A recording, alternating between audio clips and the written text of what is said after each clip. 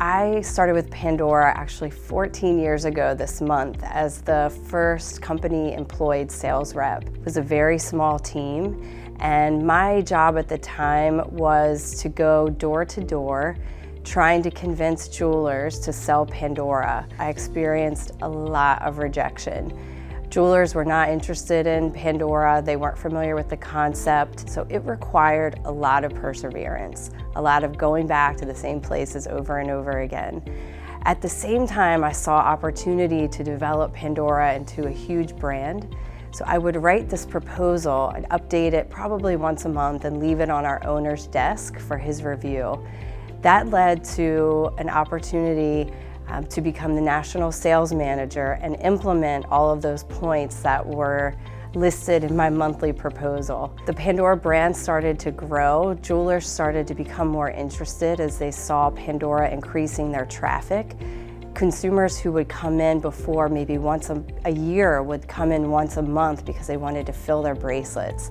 So as the brand started to gain traction, I was also taking on a lot of different roles and responsibilities throughout the company, developing both my leadership skills as well as my functional knowledge in different areas throughout Pandora. Today, I'm the general manager for the US business of Pandora.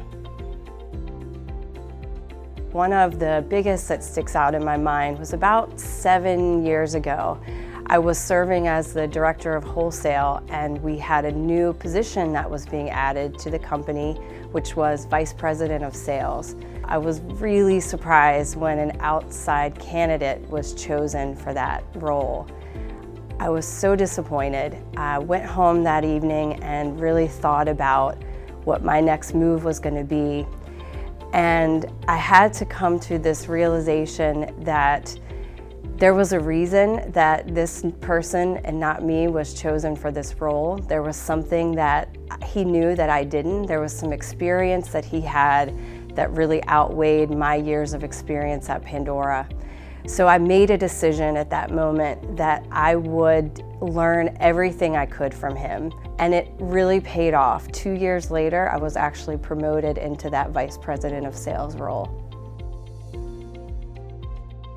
One of the most important things that I have learned is the importance of building an incredibly strong team around you.